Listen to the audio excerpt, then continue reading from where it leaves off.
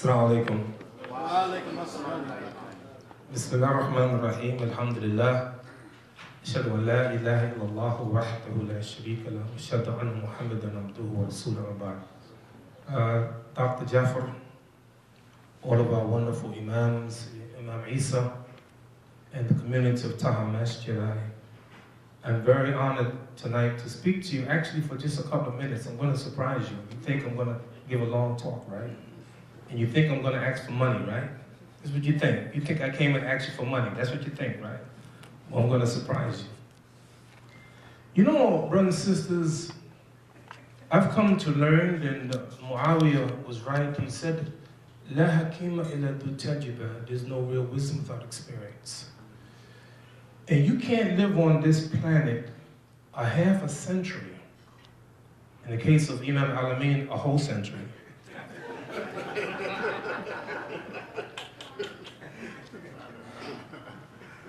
Without learning something, experience. And the one thing that I've learned is timing is everything.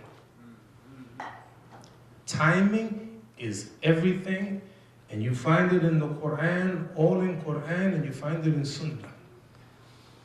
I'll give you an example. The Prophet ﷺ said, Badiru bi'a'mali salihah. Hurry up. You better hurry up and do good deeds. Because there's something going to happen. It's timing. One of our sisters, Rashida, I love her dearly. She had moved from New York to Trenton, New Jersey. And she called me one day, this years ago. She says, Imam, I got some good news for you. I said, Rashida, you got married? She says, no. But she said, my mother took Shahada. Her mother was older, 86 years old. So Rashida took her in. And she devoted her life taking care of her mother until her mother took Shahada. The next year, the mother died. I did her janazah. I got to know her. Timing is everything. Because you know what? We all agree. Kullu nafsin dha'iqatul maut. Every soul shall taste of death. And you know what? You don't know when it's going to come. It's going to come. You don't know where, you don't know how. وَمَا تَدْرِي نَفْسٍ بِأَيِّ أَرْضٍ تَمُوتُ. Allah says that no one knows what land they're going to die. Martin Luther King Jr., born in Atlanta, Georgia, died in Memphis, Tennessee. Malcolm, born in Oklahoma, died in New York City. Where will you die? Where will I die? When will it be? Only Allah knows. About 3 weeks ago, something extraordinary happened. And I always believe that whenever something happens, Allah is teaching us a lesson. You know, there was a man, 34 years old, homeless for about a year and a half. Lived in Philadelphia, homeless. And you know something? You don't know if you'll be homeless tomorrow. Some people, they live from paycheck to paycheck. They lose their job and they have nothing and they live in a homeless shelter. Next time you go to Masjid Taqwa, I want you to go 1 block south of Masjid Taqwa on Atlantic Avenue, and Bedford is an armory. That's a men's shelter. 1,000 black men in that homeless shelter. Among them, some Muslims. You don't know your health. And this is why the Prophet, peace and blessing be upon him, he said, take advantage of 5 things before 5. One of them, your health before your bad health. Your good health before your bad health, etc. Timing is everything. I conclude with this. This man in Philadelphia was homeless. was on drugs, messed up his life. One thing happened, changed his life. He has a place near I-95 where he, begs for food, begs for money. And one day, 3 weeks ago, a woman comes off I-95. She runs out of gas. She gets out of the car, and the homeless man sees her and said, "What's the matter?" She said, "I ran out of gas, ain't got no money." He said, "Get back in your car and you lock the door, I'll take care of it." He had $20. That's all he had in his name, $20. He went to the gas station, bought one of those utensils, filled it up with gas, $20, came back and filled up her tank, and she thanked him, found out his name, and came back to see him. She thought that everybody ought to know about what this man did, so she started a GoFundMe page. In 2 days, raised over $400,000. Timing is everything. Finally, how many of you heard of Gunther IV? Now you're gonna think I'm making it up, so I want you to go look it up to see that Imam Siraj ain't making it up. Gunther IV inherited $376 million from his father. Gunther IV. Would you like to inherit $376 million? Would you? Ali, would you? Talib, would you? Imam, not you, $376 million inherited from his father. Do you know who his father was? Gunther III. That's not a joke. That was his name, Gunther III. But what I didn't tell you, Gunther IV is a dog. The master, a woman in Germany, left millions of dollars for her dog. Would you agree that Allah gives us benefit, even the good we do to animals? A prostitute gave water to a dog. Allah forgave her, gave her Jannah. But giving millions of dollars to a dog? I'll give you one more and you think about it. Sheikh Jafar, I mentioned we were together recently, I think in Queens or Long Island somewhere. We had a program for ICNA, right? And I mentioned a woman named Lorraine Powell. How many of you heard of Lorraine Powell? Some of you heard of her. This woman is the 25th richest person in America, 45th richest person in the world. Her wealth, her worth, $19,500,000,000. Put that in perspective. She has more wealth than 80 countries' national, what do you call it? Huh? Yeah, gross national product, more than 80 nations. But none of you know her, because I didn't tell you her married name, I told you her maiden name. If I tell you her married name, you'll get it. Lorraine Powell Jobs.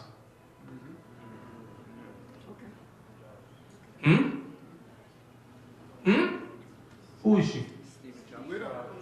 Steve Jobs. Steve Jobs. By the way, as a note, this man's father was a Muslim from Syria. Put him up for adoption when he was born. Grew up in a Christian home. Steve Jobs. Steve Jobs' father is a Muslim from Syria. Put him up for adoption at his birth. Long story, you should study that, right? But this is my question to you. Now, I ain't trying to be smart. Honestly, I'm trying to be sincere.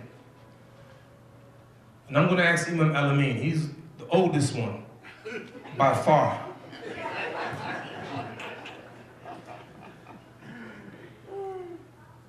Imam, would you leave your wife $19.5 billion? Sisters, don't get mad at me. Let's look at what he did. Isn't it sufficient to leave her $1 billion? What you've done in a football analogy is punted the ball. You punt it to someone else. Why not you spend it for Allah and get credit with Allah rather than give it to her? Now she got to figure out how to spend that money. And this is why the Prophet, peace and blessing be upon him, you got to study him. Imam, may Allah bless you. Abdul, may Allah bless you. You open it up for, this is why you got to study the Prophet, peace and blessing be upon him. He taught us human nature. You know what human nature is? If you give a man a valley of gold, he want a second valley of gold. If you give him 2 valleys of gold, he want a 3rd valley of gold. Because nothing will satisfy the stomach of man except dust. Because it's what people are. They want more. They want more.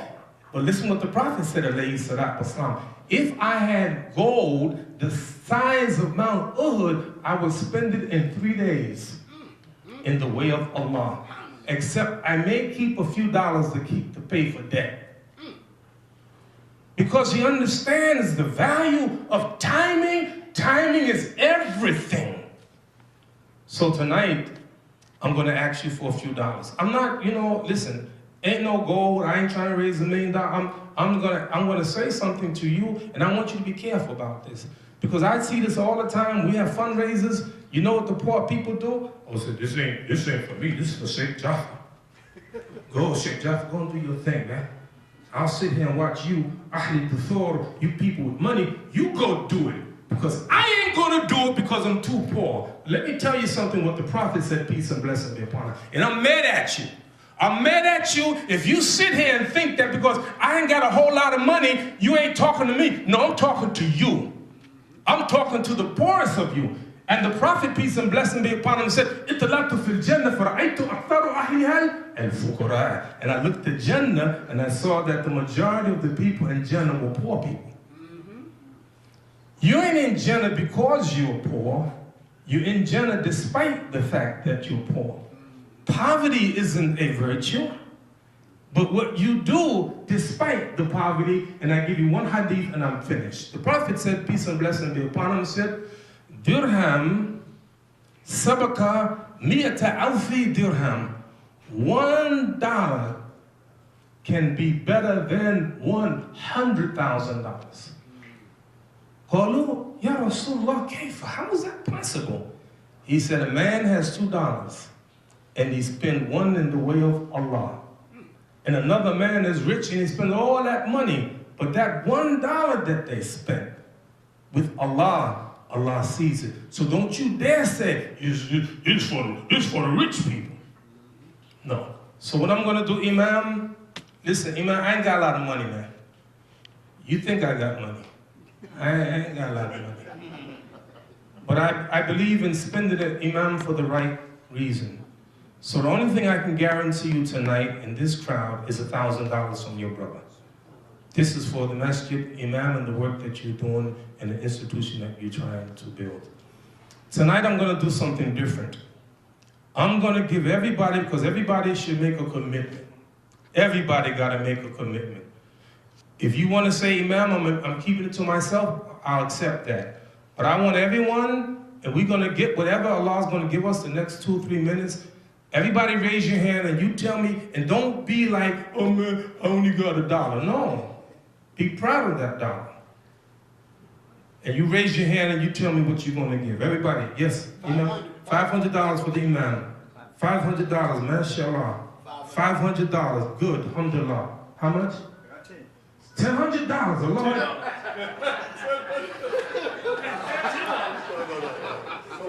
Allah bless you, $10,000, yes.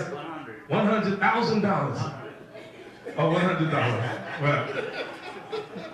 Well, wait a minute, who's writing this down? Imam. Come on, Imam. Imam. Come on, Imam. 1,000, 500, 500, 500, 100, 110. Come on, brother. Come on, man. Hiya. Yes. How much?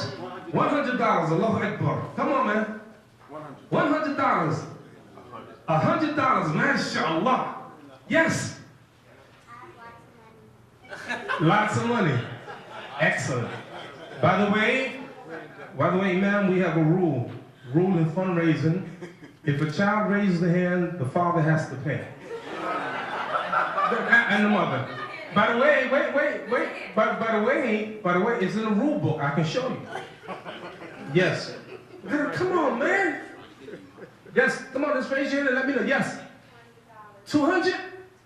Allah Akbar, MashaAllah. Barakah, yes. $500. Allah Akbar. Excellent.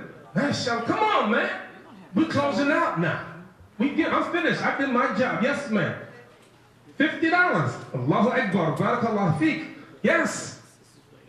How much? $50. $20. Allah Akbar. I love that. I love that. Come on, man. Close it out. Don't be ashamed. Don't you dare be ashamed, because the Prophet, peace and blessing be upon him, said, save yourselves from the fire even with half a day. Who you think you are? Yes. $200, Imam. $100 for the Imam. Allahu Akbar. Yes, I'm closing out. Good. Yes.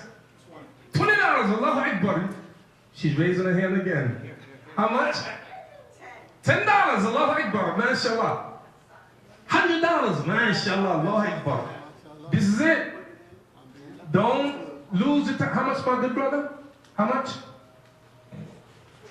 How much? You said it already? Okay, 50. That's right. Great. Yes, ma'am. Any? And we left the last for our cleanup hitter. You know, sister, you know baseball? You know baseball? You have no idea what I'm talking about. Right? Cleanup hitter, this is the guy, when people get, wait. I'm talking about, wait. I'm talking about our cleanup hitter. We hit the ball, we get on base. And then our cleanup hitter comes. Wait. Let me set it up. Then we get on, the cleanup hitter, he comes on, he's the fourth hitter.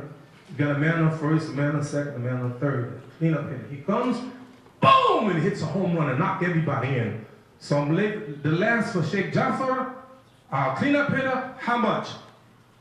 $25,000. $25,000!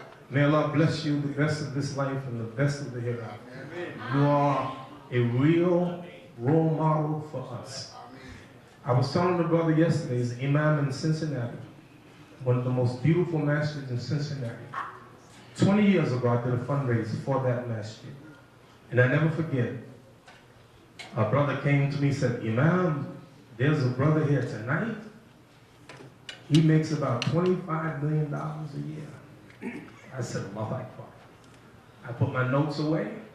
I said, we got it. We had to raise about $100,000. I said, we got it. Good.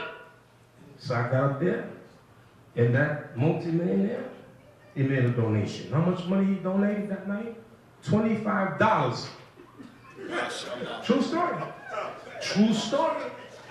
There are people, I'm telling you, who have money who don't give. It's a test for some people. I'll give you an example. There's a man, Imam mentioned Saudi Arabia. He's a prince from Saudi Arabia in London 2 months ago, bought a painting of Jesus for $450 million. Are you kidding me?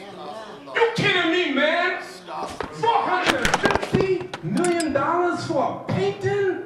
Are you serious? What you gonna tell Allah on Yom Qiyamah? So I'm saying to you, Alhamdulillah, Sheikh Jafar, I love you. You have been a consistent helper in the cause of Allah ever since I met you. May Allah bless you, brothers and sisters. Thank you so much, Imam. Thank you for giving us an opportunity to do some khair, to do some good for Allah subhanahu wa ta'ala, that we can earn something on Yom al-Qiyamah. May Allah bless every one of you. Those of you who didn't raise your hand, it's fine. If you want to do it in private, it's fine. If you don't have any money tonight, just make a commitment. Say, you know what? I commit to $5. Commit what you can commit to, and you'll be surprised, even as that woman who gave dates to their daughter the Prophet said Allah has given us her Jannah for those 3 dates that she gave her 2 daughters. May Allah bless everyone. Thanks for coming. Assalamu alaikum wa rahmatullah. Takbir!